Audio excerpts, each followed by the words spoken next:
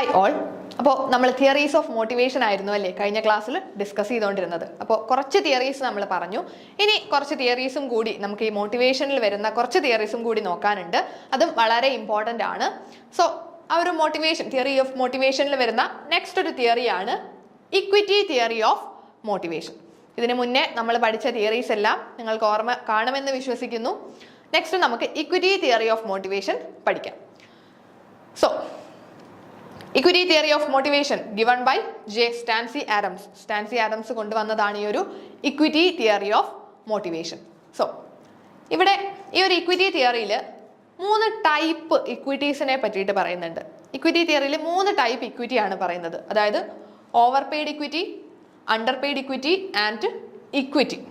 Over paid equity, underpaid equity, equity. ഇങ്ങനെ 3 type ഇക്വിറ്റീസിനെ പറ്റിയിട്ടാണ് നമ്മുടെ ഈ ഒരു ഇക്വിറ്റി തിയറി ഓഫ് മോട്ടിവേഷനിൽ പറയുന്നത്. So over paid equity, equity over paid equity എന്ന് പറയുന്നത് എന്താണ്? Outcome greater than input. നമ്മൾ കൊടുത്ത ഇൻപുട്ടിനെക്കാട്ടിലും കൂടുതൽ ഔട്ട്കം വന്നു. അതായത് നമ്മൾ കുറച്ച് എഫേർട്ട് ഇട്ട് വർക്ക് ചെയ്തു, പക്ഷേ നമ്മളുടെ എഫേർട്ടിനെക്കാട്ടിൽ കൂടുതലായിട്ട് നമുക്ക് റിവാർഡുകൾ കിട്ടി. അതാണ് ഓവർ പെയ്ഡ് ഇക്വിറ്റി. അവിടെ നമുക്കൊരു ഗിൽട്ട് ഫീലിംഗ് ഉണ്ടാവാൻ ചാൻസ് ഉണ്ട്. അതായത് നമ്മൾ ഒരിക്കലും അവിടെ സാറ്റിസ്ഫൈഡ് ആകില്ല എന്നാണ് ഈ ഒരു ഇക്വിറ്റി തിയറിയിൽ പറയുന്നത്. ഓവർ പെയ്ഡ് ഇക്വിറ്റി ആണെങ്കിൽ അവിടെ എംപ്ലോയി സാറ്റിസ്ഫൈഡ് ആകില്ല. എന്തുകൊണ്ടാണ്? ഓവർ പെയ്ഡിന്റെ പ്രത്യേകത നമ്മൾ വർക്ക് ചെയ്തതിനെക്കാട്ടിൽ കൂടുതൽ റിവാർഡുകൾ കിട്ടി. അതായത് ഒരു എംപ്ലോയി ചെയ്ത വർക്കിനെക്കാട്ടിൽ കൂടുതൽ അവർക്ക് റിവാർഡുകൾ കിട്ടിയാൽ അവിടെ ഒരു ഗിൽട്ട് ഫീലിംഗ് ഉണ്ടാകും അല്ലേ? കാരണം നമ്മൾ അത്രയും ഒന്നും ചെയ്തില്ലല്ലോ, അതിനുള്ള കാര്യം നമ്മൾ ചെയ്തില്ല, അപ്പോൾ നമുക്കൊരു ഗിൽട്ട് ഫീലിംഗ് ഉണ്ടാവും. ഇനി underpaid equity. Underpaid ഇക്വിറ്റിയുടെ പ്രത്യേകത എന്താണ്? Outcome is less than input. നമ്മൾ കൊടുത്ത ഇൻപുട്ടിനെക്കാട്ടി കുറവാണ് നമുക്ക് കിട്ടിയ ഔട്ട്കം. അതായത് നമ്മളുടെ ഇൻപുട്ട് എന്ന് പറഞ്ഞാൽ നമ്മൾ ഇടുന്ന എഫേർട്ടുകളാണ്. ഒരു എംപ്ലോയി അയാളുടെ മാക്സിമം എഫേർട്ട് ഇട്ടു വർക്ക് ചെയ്തു, പക്ഷേ ആ ഇട്ട എഫേർട്ടിനൊന്നും ഒരു ഔട്ട്പുട്ട് അവർക്ക് കിട്ടിയില്ല. അതായത് ഇട്ട എഫേർട്ടിനെക്കാട്ടിലും വളരെ കുറച്ച് റിവാർഡ് മാത്രമേ ആ എംപ്ലോയിക്ക് കിട്ടിയുള്ളൂ. അങ്ങനെയാണെങ്കിൽ അവരെന്താവും? ഡിസോണൻസ് അല്ലെങ്കിൽ ഡിസാറ്റിസ്ഫാക്ഷനിലേക്ക് പോകും അല്ലേ? കാരണം എന്താണ്? നമ്മൾ അത്രയും വർക്ക് ചെയ്തിട്ടും അതിനുള്ളത് നമുക്ക് കിട്ടിയില്ലല്ലോ, അണ്ടർ പെയ്ഡ് ആയി പോകും. അപ്പോൾ ഈ ഒരു എംപ്ലോയി എന്താകും? ഡിസാറ്റിസ്ഫൈഡ് ആയി പോകാനുള്ള ചാൻസ് ഉണ്ട്. ഇനി ഇക്വിറ്റി എന്ന് പറഞ്ഞാൽ എന്താണ്? Outcome equals input. ഇൻപുട്ടും ഔട്ട്കവും, അതായത് നമ്മൾ കൊടുക്കുന്ന ഇൻപുട്ടും നമ്മൾക്ക് തിരിച്ചു കിട്ടുന്ന റിവാർഡുകളും ഈക്വൽ ആണെങ്കിൽ അതിനെ ഇക്വിറ്റി എന്ന് പറയാം.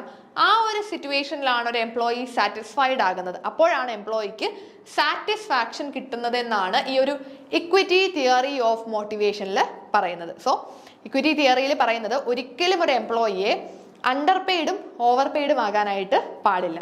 അണ്ടർ പെയ്ഡ് എന്ന് പറയുമ്പോൾ അവരിടുന്ന എഫേർട്ടിനെക്കാട്ടി കുറച്ച് മാത്രമേ റിവാർഡ് കിട്ടിയുള്ളെങ്കിൽ അവർ ഡിസാറ്റിസ്ഫൈഡ് ആകും. ഇനി ഒരു എംപ്ലോയി ഇടുന്ന എഫേർട്ടിന് ഇരട്ടി റിവാർഡ് അവർക്ക് കിട്ടിയാലോ ഒരു ഗിൽട്ട് ഫീലിംഗ് അവിടെ വരാൻ ചാൻസ് ഉണ്ട്. എന്നാൽ ഇടുന്ന എഫേർട്ടിന് തുല്യമായ റിവാർഡാണ് കിട്ടുന്നതെങ്കിൽ അവിടെ ആയിരിക്കും പ്രോപ്പർ സാറ്റിസ്ഫാക്ഷനിലേക്ക് ഒരു എംപ്ലോയി പോകുന്നത്. അതാണ് നമ്മുടെ ഇക്വിറ്റി തിയറി ഓഫ് മോട്ടിവേഷനിൽ പറയുന്നത്. So the equity theory is based on the principle that is equal pay for equal work. Equal pay for equal work ആണല്ലേ? അവർ ചെയ്യുന്ന വർക്കിനുള്ള പേയ്മെന്റ്, അതായത് എത്ര വർക്ക് ചെയ്യുന്നോ അതിനുള്ള റിവാർഡ്, എത്ര ഇൻപുട്ട് കൊടുക്കുന്നോ അതനുസരിച്ചുള്ള ഔട്ട്പുട്ട്. അതാണ് നമ്മുടെ ഇക്വിറ്റി തിയറി ഓഫ് മോട്ടിവേഷനിൽ പറയുന്നത്. സോ ഈ ഒരു ഇക്വിറ്റി തിയറി നിങ്ങൾക്കൊരു ഫിഗർ കൊണ്ട് കുറച്ചും കൂടി സിമ്പിൾ ആയിട്ട് മനസ്സിലാക്കാം. ഇവിടെ നമുക്ക് കാണാം അല്ലേ, ഇൻപുട്ട് അതായത് എംപ്ലോയീസിന്റെ കോൺട്രിബ്യൂഷൻ ആണ്. ഒരു എംപ്ലോയി കൊടുക്കുന്ന ഇൻപുട്ട്, ഒരു എംപ്ലോയി എത്രത്തോളം കോൺട്രിബ്യൂട്ട് ചെയ്യുന്നുണ്ട്. സോ ഒരു എംപ്ലോയിയുടെ കോൺട്രിബ്യൂഷനും അതുപോലെ തന്നെ ഔട്ട്പുട്ട് എന്ന് പറയുന്നത് എന്താണ്? ആ എംപ്ലോയിക്ക് കിട്ടുന്ന റിവാർഡുകളാണ് അല്ലേ? So reward employees get for their contribution. ഒരു എംപ്ലോയിയുടെ കോൺട്രിബ്യൂഷന് അവർക്ക് തിരിച്ചു കിട്ടുന്ന റിവാർഡുകളാണ് നമ്മുടെ ഔട്ട്പുട്ട് എന്ന് പറയുന്നത്. സോ ഇൻപുട്ടും ഔട്ട്പുട്ടും ഈക്വൽ ആയിരിക്കണമെന്നാണ് ഇക്വിറ്റി തിയറി ഓഫ് മോട്ടിവേഷനിൽ പറയുന്നത്. അപ്പോൾ ഒരിക്കലും നമ്മൾക്ക് കിട്ടുന്ന റിവാർഡുകൾ ഓവർ പെയ്ഡോ അണ്ടർ പെയ്ഡോ ആയി പോകാനായിട്ട് പാടില്ല. നമ്മൾ ഇടുന്ന ഇൻപുട്ടിനനുസരിച്ചുള്ള റിവാർഡുകൾ വേണം ഒരു എംപ്ലോയിക്ക് പ്രൊവൈഡ് ചെയ്യാൻ. അതാണ് നമ്മുടെ equity theory. So Stacy Adams കൊണ്ടുവന്നത് കൊണ്ടാണ് ആഡംസ് ഇക്വിറ്റി തിയറി എന്നും പറയുന്നത്. Okay, so equity theory of മോട്ടിവേഷനും നിങ്ങൾക്ക് ക്ലിയർ ആയി കാണും. നമുക്ക് നെക്സ്റ്റ് തിയറി നോക്കാം. നെക്സ്റ്റ് ഒരു അപ്രോച്ച് ആണ് ക്യാരറ്റ് ആൻഡ് സ്റ്റിക്ക് അപ്രോച്ച്. വളരെ രസകരമായിട്ടൊരു അപ്രോച്ച് ആണ് അല്ലെ, BF സ്കിന്നറുടെ ക്യാരറ്റ് ആൻഡ് സ്റ്റിക്ക് അപ്രോച്ച് അല്ലെങ്കിൽ റെയിൻഫോഴ്സ്മെന്റ്. ഈ ഒരു പ്രിൻസിപ്പിൾസ് ഓഫ് റെയിൻഫോഴ്സ്മെന്റിന്റെ ഒക്കെ ബേസിലാണ് ഈ ഒരു ക്യാരറ്റ് ആൻഡ് സ്റ്റിക്ക് അപ്രോച്ച് ഒക്കെ വന്നിട്ടുള്ളത്. സോ റെയിൻഫോഴ്സ്മെന്റ് തിയറി എന്ന് വേണമെങ്കിലും നമുക്ക് പറയാം. BF സ്കിന്നർ കൊണ്ടുവന്നിട്ടുള്ളതാണ് ഈ ഒരു carrot and stick approach. So reinforcement means when someone's behavior repeatedly rewarded. എന്താണ് റെയിൻഫോഴ്സ്മെന്റിൽ ഉദ്ദേശിക്കുന്നത്? ഒരാളുടെ ബിഹേവിയറിനെ റിപ്പീറ്റഡ് ആയിട്ട് റിവാർഡ് ചെയ്യണം. റിപ്പീറ്റഡ് റിവാർഡ് കൊടുത്താൽ മാത്രമേ അവർ ആ ഒരു ഗോളിലേക്ക് മുന്നോട്ട് പോകുള്ളൂ. അല്ലാതെ ഒരു റിവാർഡ് ഒരു വട്ടം കൊടുത്താൽ അവരൊരിക്കലും കംപ്ലീറ്റ്ലി സാറ്റിസ്ഫൈഡ് ആയി ഗോളിലേക്ക് എത്തില്ല.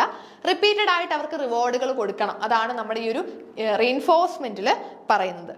സോ ഇവിടെ ക്യാരറ്റ് ആൻഡ് സ്റ്റിക്ക് എന്നാണ് ഈ ഒരു അപ്രോച്ചിന് പേര്. എന്തുകൊണ്ടാണ് carrot and stick approach? Carrot എന്ന് പറയുന്നത് അവിടെ റിവാർഡുകളെയാണ് അല്ലേ.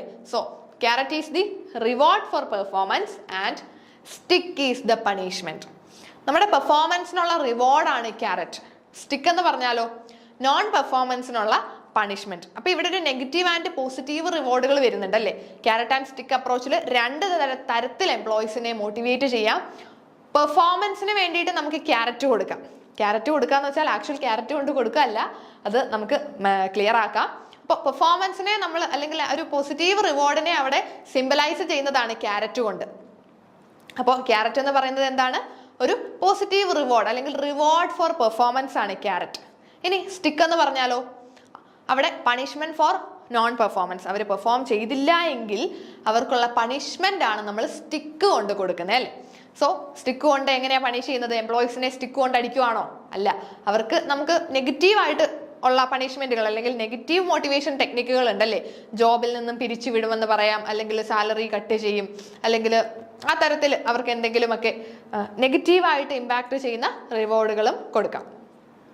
So the mixture of both reward and punishment should be used judiciously so that both have positive effect on motivation profile of the people in the organisation. അപ്പോൾ ഈ ഒരു carrot and stick അപ്രോച്ചിൽ ഒരു mixture ആണല്ലേ.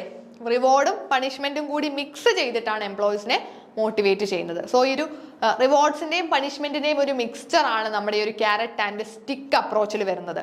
അപ്പോൾ എംപ്ലോയീസിനെ proper motivation അവർക്ക് കിട്ടണമെങ്കിൽ, അവരെ motivated ആയിട്ട് വർക്ക് ചെയ്യിക്കണമെങ്കിൽ നമുക്ക് ഒന്നുകിൽ ക്യാരറ്റ് യൂസ് ചെയ്യാം അല്ലെങ്കിൽ സ്റ്റിക്ക് യൂസ് ചെയ്യാം. അതാണ് ക്യാരറ്റ് ആൻഡ് സ്റ്റിക്ക് അപ്രോച്ച്.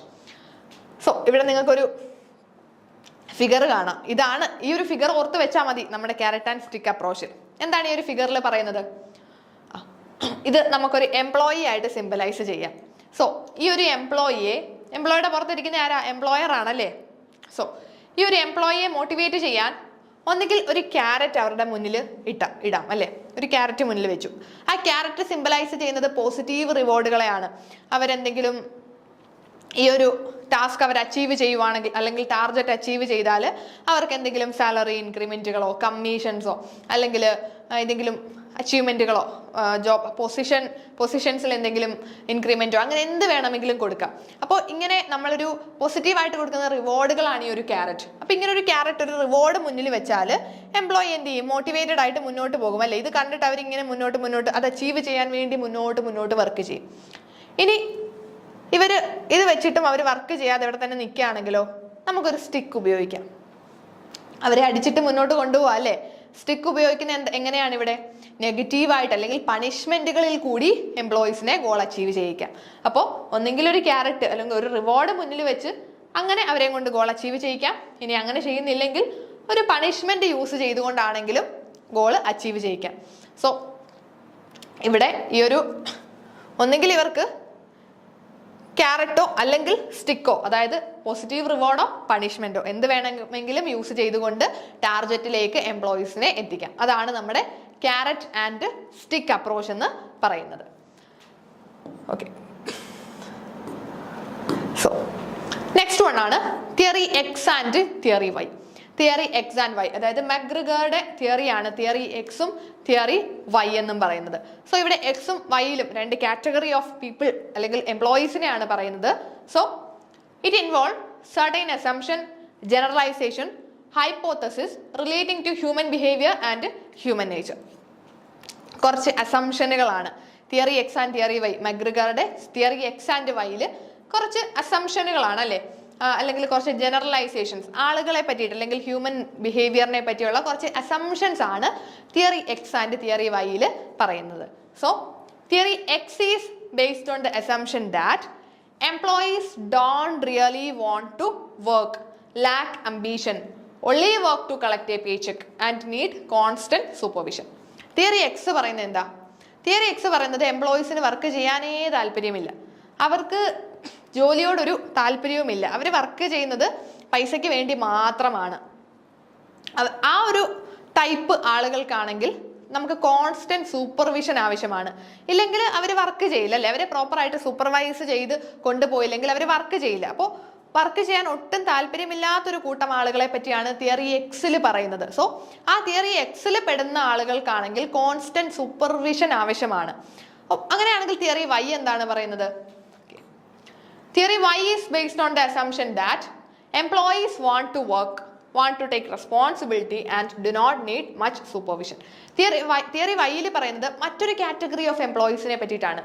അതായത് എംപ്ലോയീസിന് വർക്ക് ചെയ്യാൻ വളരെ താല്പര്യമുള്ളവരാണ്, അതുപോലെ തന്നെ അവർക്ക് വലിയ സൂപ്പർവിഷൻ ഒന്നും ആവശ്യമില്ല, റെസ്പോൺസിബിലിറ്റി എടുക്കാനായിട്ട് താല്പര്യമുള്ളവരാണ് എന്നാണ് ഈ ഒരു തിയറി വൈയിൽ വരുന്ന ആളുകളെ പറ്റിയുള്ള അസംഷൻ. അപ്പോൾ ഒരു ഓർഗനൈസേഷനിൽ രണ്ട് തരത്തിലുള്ള ആളുകൾ കാണുമെന്നാണ് ഈ ഒരു തിയറി എക്സ് ആൻഡ് വൈയിൽ മക്ഗ്രിഗർ പറയുന്നത്. ഒരു ഓർഗനൈസേഷനിൽ തന്നെ തിയറി എക്സിൽ പറയുന്ന പോലെയുള്ള ആളുകളും കാണും, തിയറി വൈയിൽ പറയുന്നത് പോലെയുള്ള ആളുകളും കാണും. തിയറി എക്സ് ആണെങ്കിൽ എന്താ പറയുന്നത്? ആളുകൾക്കൊന്നും ജോലി ചെയ്യാനേ താല്പര്യമില്ല, അല്ലെങ്കിൽ ഒരു പൈസ കിട്ടാൻ മാത്രമാണ് അവർ ജോലിക്ക് വരുന്നത്, അതാണ് തിയറി എക്സ്. തിയറി വൈ ആണെങ്കിലോ അവിടെയുള്ള ആളുകൾ ഭയങ്കര അംബീഷ്യസ് ആണ്, അവർക്ക് വർക്ക് ചെയ്യാനായിട്ട് താല്പര്യമുണ്ട്, അവർക്ക് വലിയ സൂപ്പർവിഷന്റെ ഒന്നും ആവശ്യമില്ല. സോ ഈ ഒരു രണ്ട് തിയറിയും നമുക്ക് ഇവിടെ ഒരു ഫിഗറിൽ കാണാം. തിയറി എക്സിൽ ഒരു എംപ്ലോയി ഇരിപ്പുണ്ടല്ലേ, ആ ഒരു എംപ്ലോയി എന്താ വിചാരിക്കുന്നത്? When can I go home, എനിക്ക് എപ്പോഴാണ് വീട്ടിൽ പോകാൻ പറ്റുന്നത്, എപ്പോൾ ഈ ജോലി കഴിയും, അതാണ് തിയറി എക്സിൽ വരുന്ന ഒരു എംപ്ലോയിയുടെ ചിന്ത. തിയറി വൈയിൽ വരുന്ന എംപ്ലോയി എന്താ പറയുന്നത്? I have got some ideas. ആ ഒരു എംപ്ലോയി പറയുന്നത് എന്താ? എനിക്ക് കുറച്ച് ഐഡിയാസ് കിട്ടി, അപ്പോൾ അത് വെച്ചിട്ട് പുതിയ എന്തെങ്കിലും ഇന്നോവേറ്റീവ് ആയിട്ട് എന്തെങ്കിലും ബിസിനസ്സിന് വേണ്ടി ചെയ്യാം, അല്ലെങ്കിൽ ഈ ഒരു കമ്പനിക്ക് വേണ്ടി ചെയ്യാം, അതാണ് തിയറി വൈയിൽ വരുന്നത്. സോ ഇങ്ങനെ രണ്ട് തരത്തിലുള്ള ആൾക്കാരും ഒരു ബിസിനസ്സിൽ കാണും. എക്സിൽ വരുന്നവർക്ക് സൂപ്പർവിഷൻ കൂടുതലായിട്ട് വേണം, തിയറി വൈയിലുള്ളവർക്കോ അധികം സൂപ്പർവിഷൻ ഒന്നും ആവശ്യമില്ല. ഇതാണ് നമ്മുടെ theory X and Y. So ഇത്രയും തിയറീസ് ആണ് നമുക്ക് തിയറി ഓഫ് മോട്ടിവേഷനിൽ പഠിക്കാനുണ്ടായിരുന്നത്. അപ്പോൾ നമ്മൾ കുറച്ചേറെ തിയറീസ് പഠിച്ചിരുന്നു. സോ എല്ലാ തിയറീസും അതിൻ്റെ പ്രൊപ്പൗണ്ടേഴ്സിൻ്റെ പേരും ഓരോ തിയറിയിൽ പറയുന്ന കോൺസെപ്റ്റുകളും നിങ്ങൾ പ്രോപ്പറായിട്ട് പഠിച്ചു വെക്കണം. നമ്മുടെ നെറ്റിലും സെറ്റിലും അതുപോലെ തന്നെ HSST കൊമേഴ്സിലും എല്ലാം വളരെ ഇമ്പോർട്ടൻസ് ഉള്ള ഒരു ഏരിയയാണ് നമ്മുടെ മോട്ടിവേഷൻ തിയറീസ് എന്ന് പറയുന്നത്. ഹെൽപ്ഫുൾ ആയി എന്നുണ്ടെങ്കിൽ ജസ്റ്റ് ഒന്ന് കമൻറ്റ് ചെയ്തേക്കുക. Thank you.